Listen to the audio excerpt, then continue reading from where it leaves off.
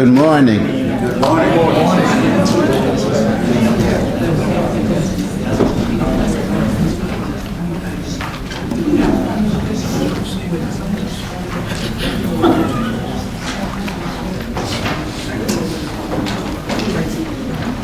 Good morning again. Good morning. Before we get started, we want to take a moment of pure, absolute silence and give you a time to reflect on whatever you need to reflect on. I heard about some challenges that some of us are having: physical, social, psychological, and for some even spiritual. I heard about some folk who are in the hospital. And the doctors don't know what to do. But that doesn't mean that it's over. So I want you to take a moment in your own way and just be quiet, just for a moment.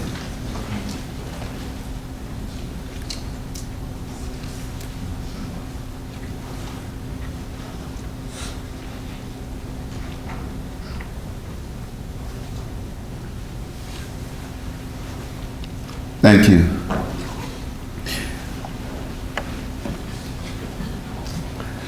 I would welcome you to the university, but there's a special colleague who's come here to do that with both the passion and the authority to welcome you to this university. And after that, I would welcome you to the city of Tuskegee. But there's another friend and colleague who has the authority and the capacity to do that far better than I can. And last but not least, if you're in rural America, you understand that counties are as important as cities. And I'd like to welcome you to the county, but again, I don't have the authority to do that. So we've been blessed with three friends and colleagues to, in that order, welcome you to the university, welcome you to the city, the mighty city of Tuskegee, and the wonderful county called Macon County. First, our Provost Cesar Fermin.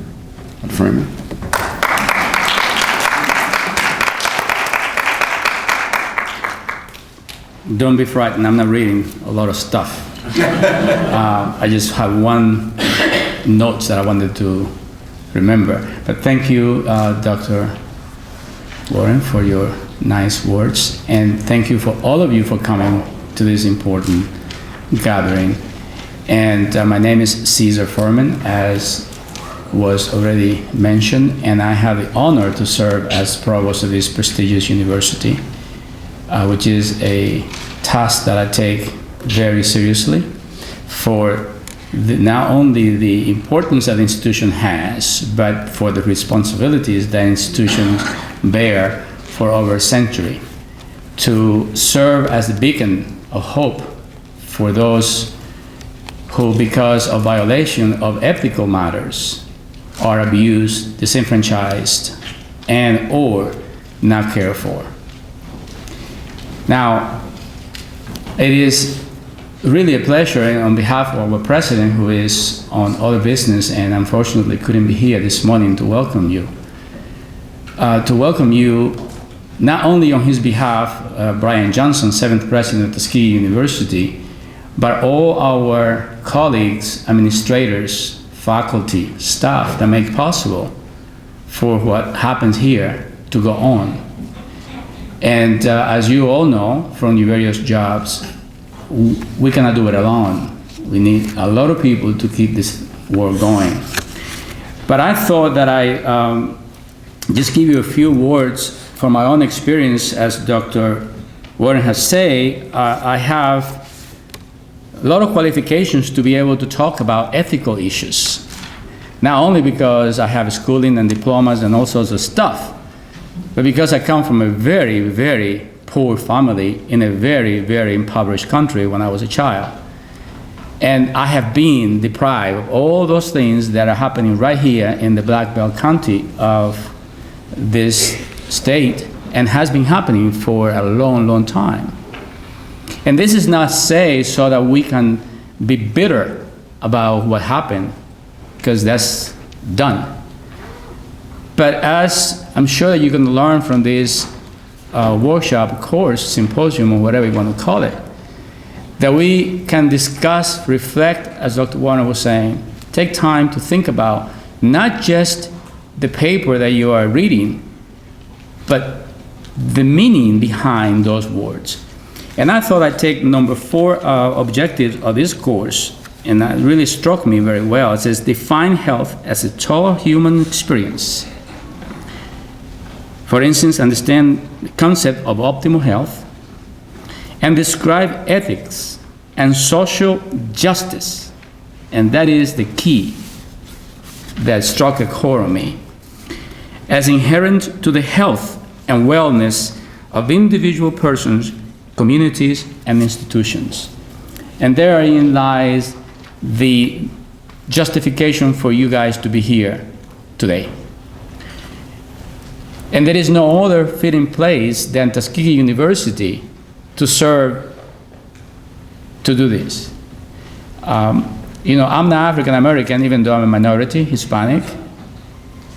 But as I say, I have been through the grinder from being the oldest of 10 children, born of parents who neither one went to school, and basically raised in such a way that I didn't see toilet paper until I was 15 years of age. And why do I say that? Because the people who are in power and don't have to deal with the issues that the poor have to deal with will never understand the plight of the poor and the suffering. And how can we help? Well, we have been doing that for over a century. That is what this I consider a shrine of knowledge as opposed to a campus of university. The record is clear. There is no going around what Tuskegee has done for the United States and the world. And I was just speaking with Maxwell here that we have people everywhere. And then the gentleman from the NIH who came to share with us. We are lucky to have ambassadors from 38 countries in this campus. But these are not just students that come here passing through and taking a few courses and talking to some of us teachers. These are people who have demonstrated that they have done something to help somebody, somewhere, not just on the campus of this shrine of institution. So with those words, I hope that all of you are encouraged to continue what you already started with your presence here, your interest in really understanding and divulging the idea that the only way that us, minorities and impoverished, and this is not just a color thing. I have a lot of friends who are white, who are minorities, in my opinion. Divulge the idea that the only way we will make it is through education. And that's what we do here at Tuskegee University. We educate the mind, the heart, and the hands, in the words of Booker T. Washington, so that these ambassadors goes out, as we have in Africa, in China, Egypt, everywhere that you can think of, there is a Tuskegee ambassador that it is carrying out this incredible message. And I am glad you're here, and I am privileged to share with you. And thank you, Dr. Fermin, for inviting me.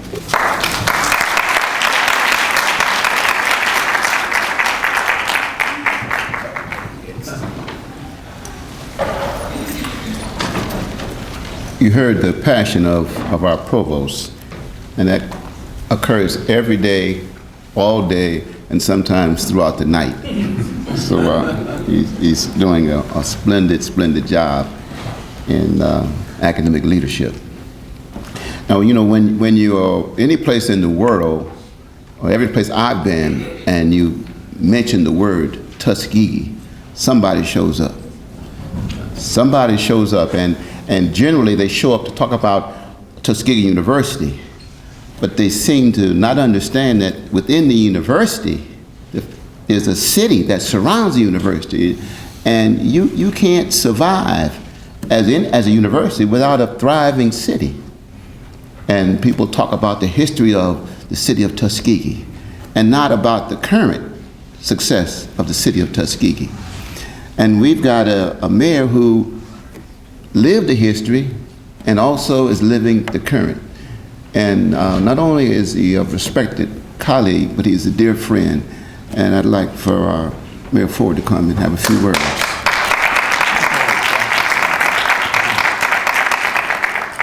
Dr. Reuben Warren. Let's show him how much we appreciate his leadership at the Bioethics Center. I am just so happy to be able to say good morning to all of you. Bonjour. Comment allez-vous? How do you do? I understand we do have some students from abroad. Are they still here? Are we all Americans today? Okay, well, let's give them a round of applause anyway. They were here from one of our countries.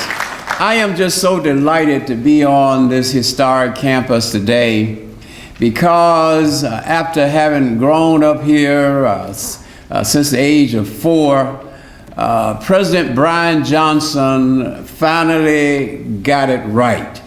We have had so many presidents of this university who have provided great leadership, but they had failed to recognize the fact that it was the Lewis Adams family, both Lewis Adams and leaders from the white community, from this family that the idea for Tuskegee University was born.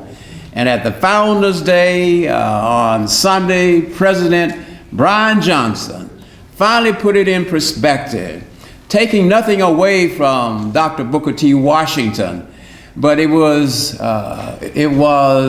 the Adams family, Lewis Adams, who came up with the idea and got with the local white leadership. And out of this community, the concept for Tuskegee University was born. And they sent for Booker T. Washington, and he came. And at the tender age of 24, became one of the greatest principals of a university in the history of our country. And so Adams and Washington, the town and the gown, walking hand in hand. And that's the kind of relationship that Dr. Warren and I have, hand in hand. This man is not only a great leader at the Bioethics Center, with all of its scientific research and the technology that you use to make sure that science and medicine adheres to ethical standards. Your work on this campus is great, but what you do in our community to touch the lives of our people is so appreciated. And to have people like Dr. Head and his wife who are involved in the community as well, all of the members of the bioethics staff, any of you who are related to the bioethics staff in any way, raise your hand. Let's give them a round of applause. We have one of the finest bioethics centers in the nation. And indeed, I am proud of the fact that I was in the White House when President Bill Clinton had the courage, had the passion, and most of all, the fortitude to stand before the American people and say, America is sorry, and we ask for forgiveness for what was done to those men in the infamous Tuskegee syphilis study. Black men, uneducated, who could have been cured, but medicine, penicillin withheld from them when it could have been used to cure them, just to demonstrate and to use them as guinea pigs in a study. Well, in 1972, after growing up in this town and coming back and running for mayor, my campaign was in high gear in August of 1972. And that's when, even after growing up here all my life, I never realized that any of this had taken place because it had been kept a secret. But the press broke the story in August of 1972. And when I heard that, what had happened to those men, that became the foundation of my campaign for running for mayor.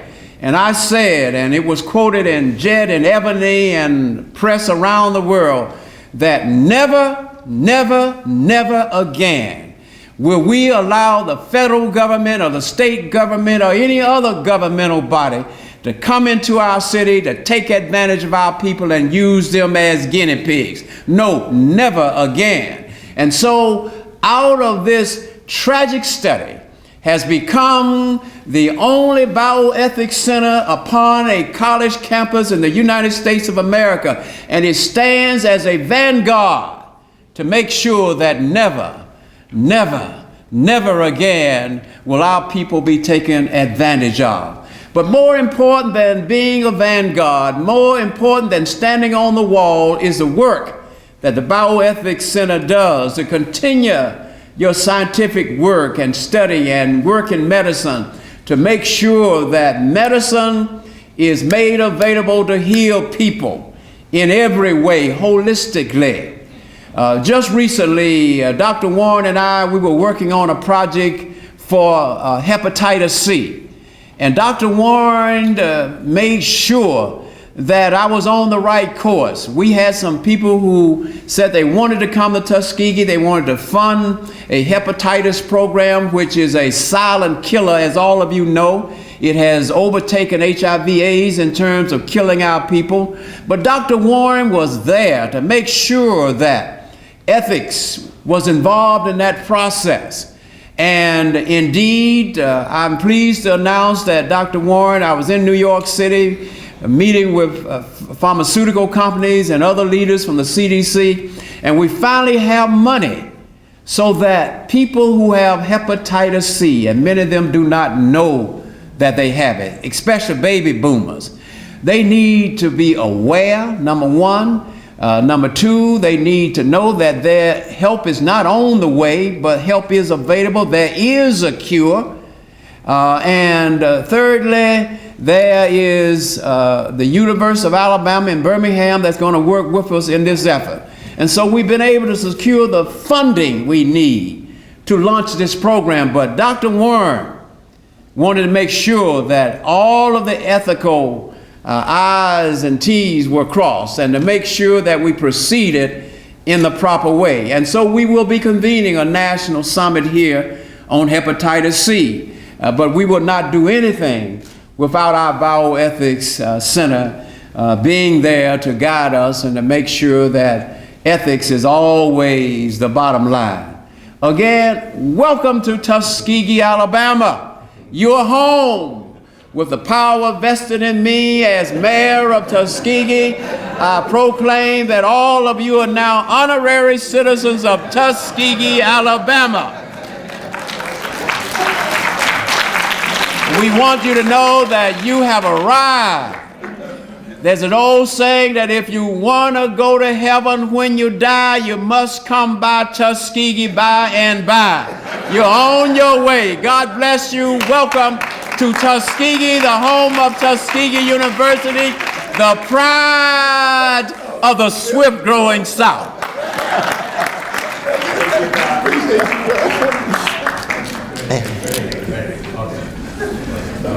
You see, we fired up. We're fired up. You know, and I grew up in city, you know, and cities are most important things in most places. But then when I spent some time in the South, and I come to realize, repeatedly come to realize that the counties are powerful places. They're powerful places. And I didn't even know what county I lived in as I'm growing up. But when I got here, it was real clear. I would always say, well, Tuskegee, Tuskegee. And I was always reminded, Macon County, Macon County. So I'm real clear, Macon County and Tuskegee. One, not one without the other. And the chair of Macon County Commission welcomed me warmly when I first got here, and we've been partnering ever since. And I'd like for him to come and have a few words as well.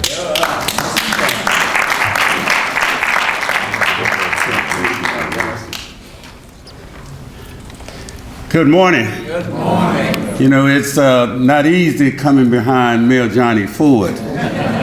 He has made everyone citizen. I want you to know, Mayor, I saw some of these individuals doing something that citizens are supposed to do, and that is to pay taxes and shop. We're just so happy to greet you this morning on behalf of the citizens of Macon County. You know, first of all, let me say to the Provost, Mayor Ford, and Dr. Warren, to all of you, thank you for this opportunity. And most of all, the descendants, thank you for allowing me to be a part of this activity again. I have to remind everybody, and as Dr. Warren said, I'm very active to make sure that we are a partner, because even during the study, you know, a person participating in the study came from Macon County, Notasulga, Cotton Valley, Warrior Stand, Creek Stand, all over the county. They came into Tuskegee to participate. And I remind people all the time, you can't get to Tuskegee University without coming through Macon County. You can't get to the city of Tuskegee without coming through Macon County. And we are just so happy for the opportunity to partner with Tuskegee University, the city of Tuskegee, and the bioethics to do whatever we can. Because as I sat here and reminisce during the quiet time, I was reminded, even though I was not here, I could imagine what it was like many, many years ago when the citizen of this community got involved in an activity that they thought was very positive. But I'm here to say that I am excited to know that there's hope that this was never happen again. As I met the young student from Morehouse University, where you can hear, there they are. I met some at McDonald's, saw some at McDonald's this morning, and just happened to get on the elevator. And I knew God was telling me that there is hope, because we have young minds at Morehouse, Tuskegee University, and all over, our HBCUs all over the country, to make sure that, number one, that we will be involved at the table in research. We will be there, not just as spectators, but as participants, to make sure that what we do will be ethical, and that there will never be another incident like Tuskegee.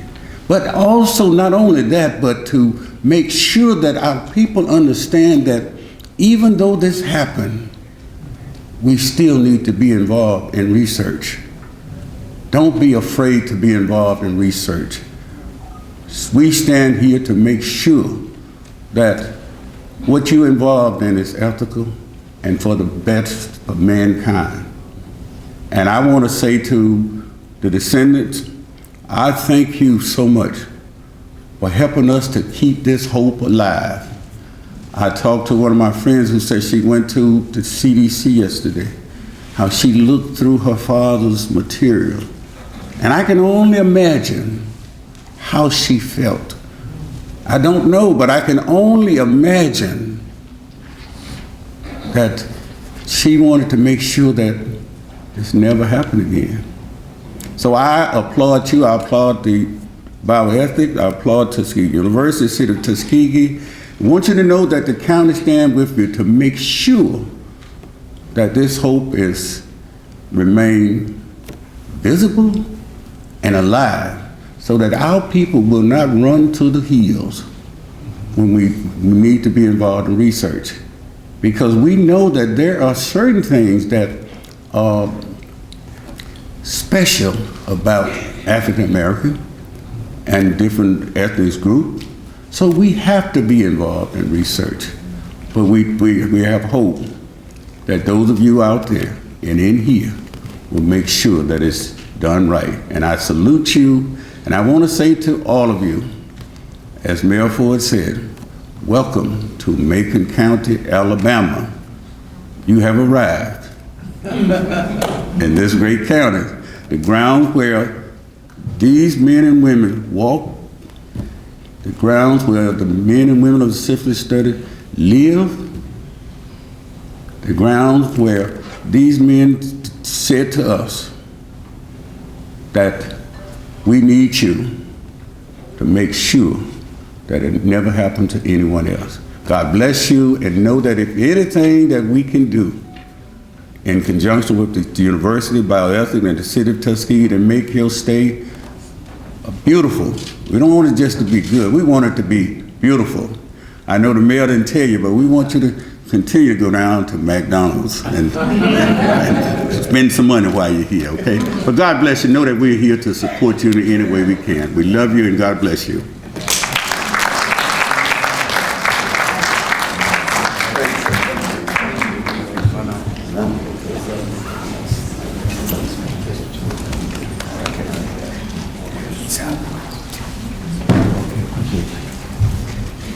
Morehouse, and let me see Morehouse, Dr. Warren, stand up. Oh, Morehouse.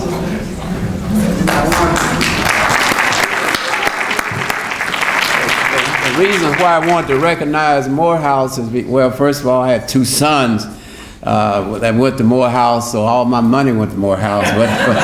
But the reason I want to recognize them is that the Morehouse School of Medicine, the Satcher Institute, and the World Conference of Mayors, we have an MOU where Morehouse provides training for our mayors and elected and appointed officials, and they bring us into Morehouse. We spend a week there. They bring us up to date on all of the information we need to know about health, so that mayors and other elected officials can be educated and go back and become advocates for health care, spreading the word about affordable care, and making real the promise of President Barack Obama. So Morehouse, we beat you every year at the football game, but today we welcome Morehouse.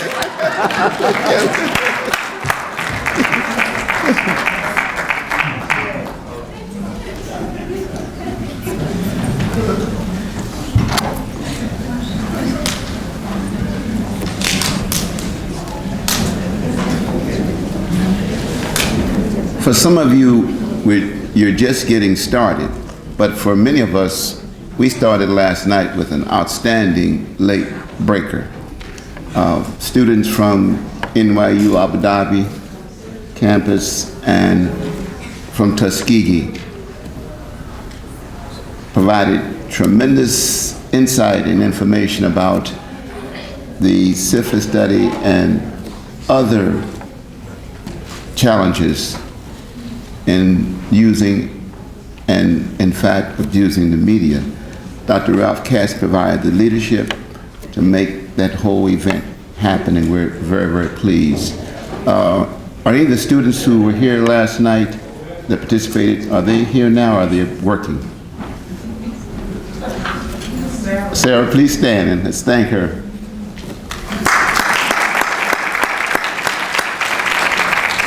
And of course, one of our visiting scholars, Dr. Ralph Katz, he's really not a visitor. He's been here regularly and frequently, so we want to thank him again for his tremendous leadership. We're going to get started with what we've come here to do, and that's to have a very, very important conversation.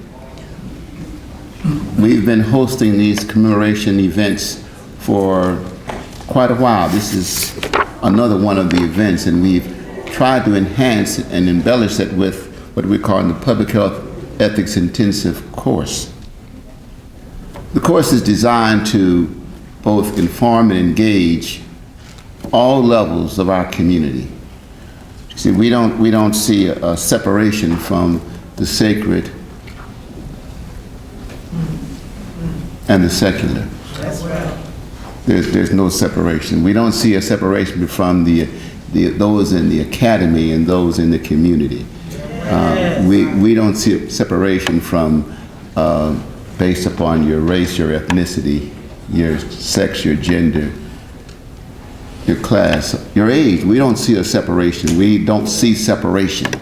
Now, if you see separation, you have to look a little deeper, because all those things that appear to separate us are superficial. We don't see a separation from family.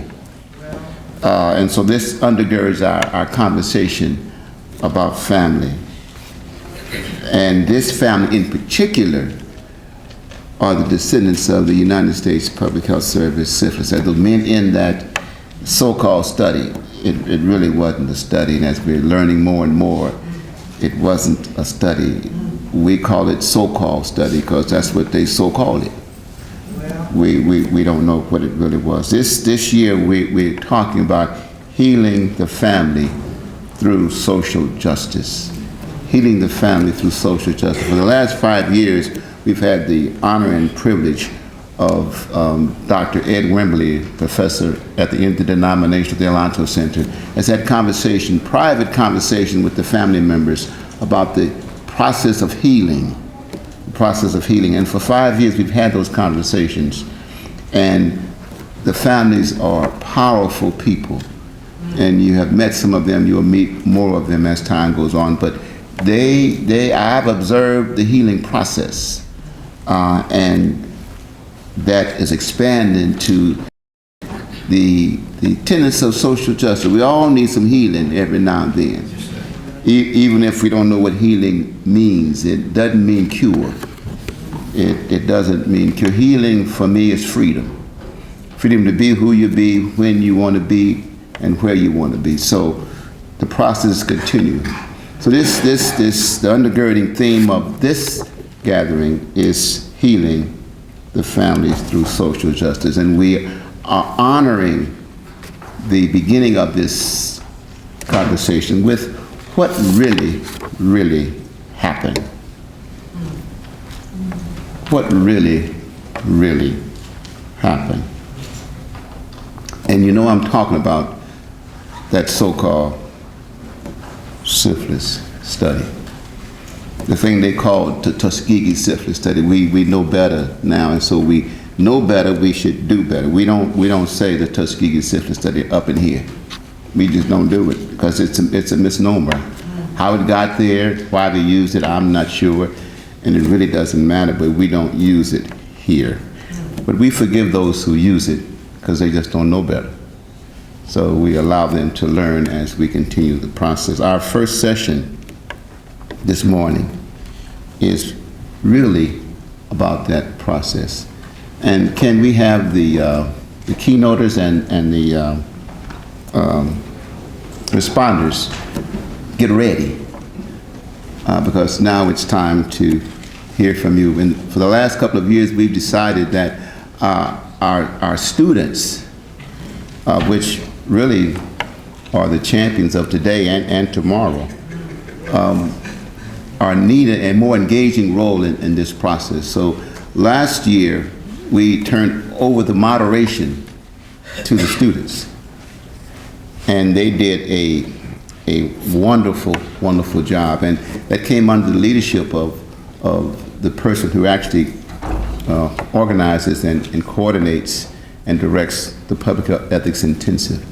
And I'm going to ask her to come forward, Dr. Wyland Wilson. And I do that because, you know, there are a few of us who are in the public domain. We in the public's eye.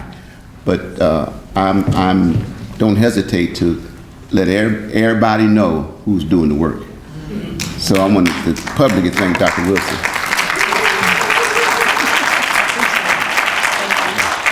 But she really has done the work.